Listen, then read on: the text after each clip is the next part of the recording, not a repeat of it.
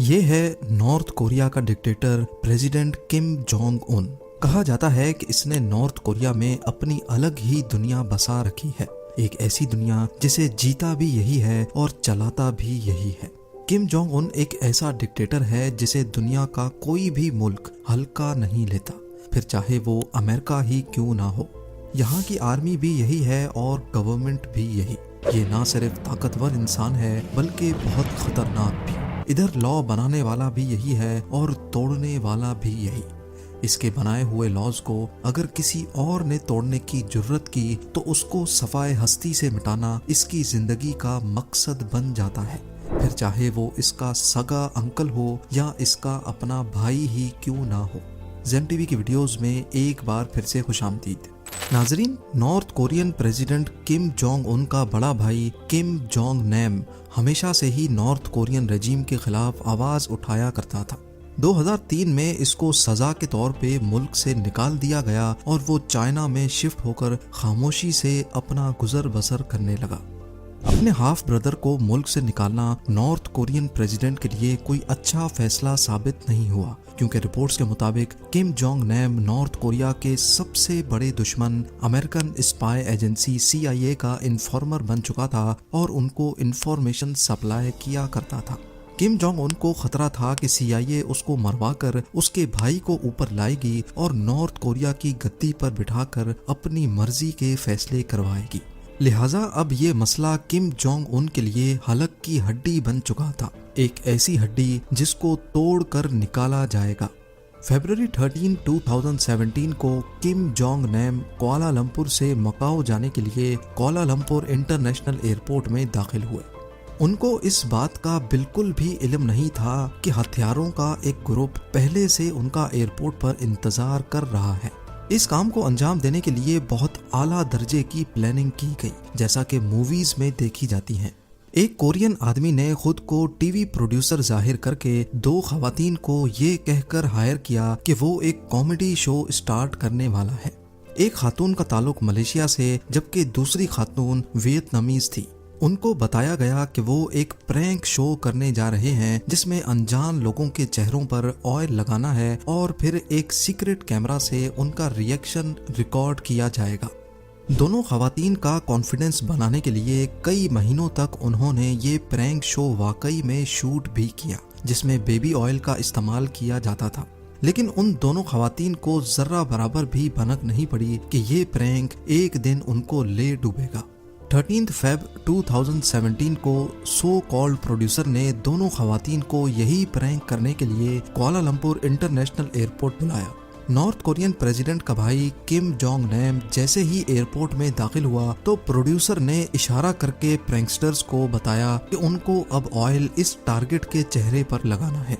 लेकिन इस बार ये बेबी ऑयल नहीं बल्कि एक जानलेवा नर्व एजेंट था। CCTV फुटेज में देखा जा सकता है कि दरवाजे से अंदर जाने के फौरन बाद एक खातून अपने हाथ पे ऑयल मलती हुई गई और टारगेट के चेहरे पर ये ऑयल लगा दिया। किम जोंग नैम जो इस बात से बिल्कुल बेखबर था, उसने काफी गुस्से का इजहार किया। प्लान के मुताबिक ऑयल लगाने वाली खातून हंसती हुई ये शरारत करके मौके से फरार हो गई। किम जोंग नैम वापस गेट से बाहर आया और ऑफिसर्स को इस बात से आगाह किया।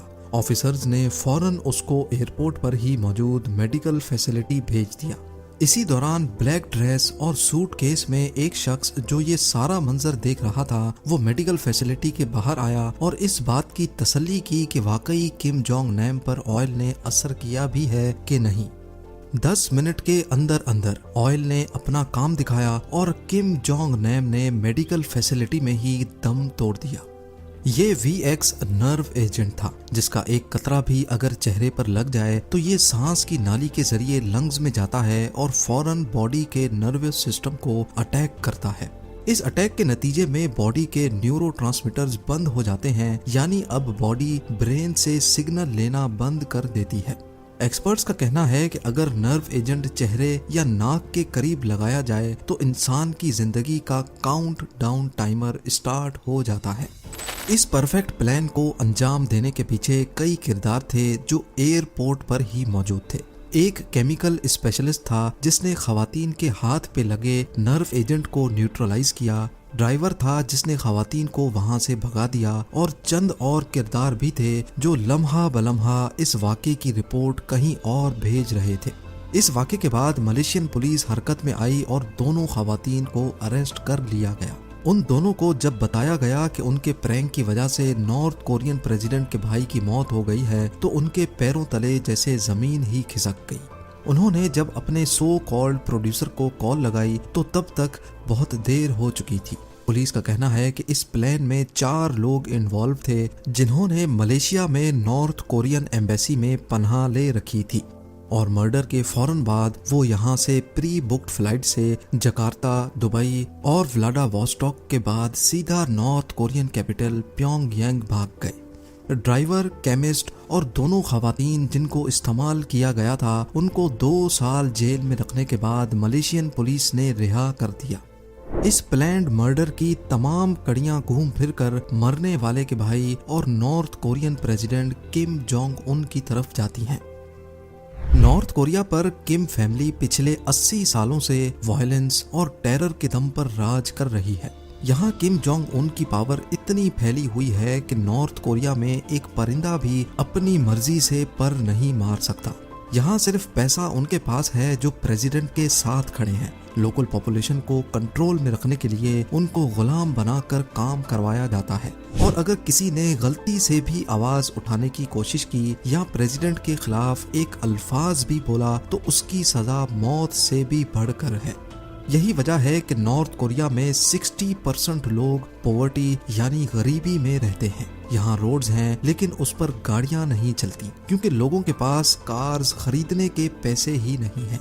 यहाँ ना तो फेसबुक है, ना व्हाट्सएप और ना ही यूट्यूब। सोशल मीडिया का तो कोई कॉन्सेप्ट ही नहीं है, यानी यहाँ इंटरनेट की डेफिनेशन ही अलग है।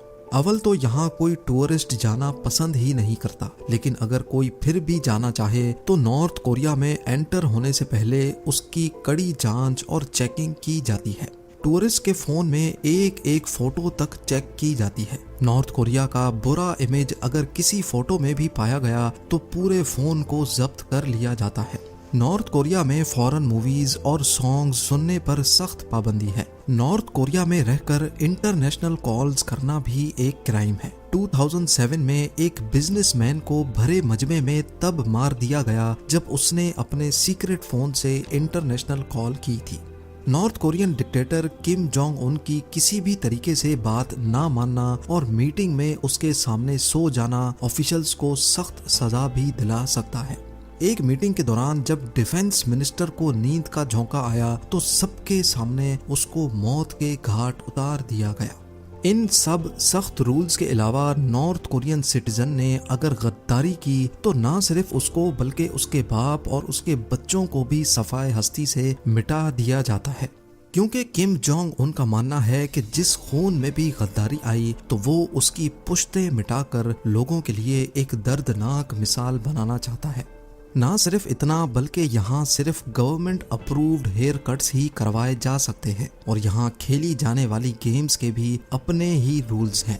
नॉर्थ कोरिया में कोई भी रिलीजन प्रैक्टिस करने की परमिशन नहीं है। अगर किसी के पास किसी भी रिलीजन की बुक या एक पेज भी मिला तो उसको कड़ी सजा से गुजरना पड़ता है। यूं समझ लिया जाए कि नॉर्थ कोरिया दुनिया का सबसे बड़ा जेल है तो ये भी गलत ना होगा और इस जेल से निकलना सिर्फ मुश्किल ही नहीं बल्कि नामुमकिन है। नॉर्थ कोरिया दुनिया का वो मुल्क है जहां से भागना लिटरली इम्पॉसिबल है। ये सारी हकीकत जानकर हम सबके जहन में एक सवाल उठता है कि आखिर किम जोंग उन या उसके बाप दादा ने इतनी सख्ती क्यों कर रखी है। इस सवाल का सीधा सीधा जवाब है पावर। जी हाँ, जब कोई डिक्टेटर अपने लोगों पर जुल्म करता है तो उसको अच्छी तरह मालूम होता है कि अगर मैंने अपने लोगों पर से अपना रोब हटा दिया तो सबसे पहले वो मेरे तख्त को उखाड़ फेंकेंगे। यही वजह है कि किम जोंग उन अपने बाप दादा के फुट स्टेप्स को फॉलो कर रहा है।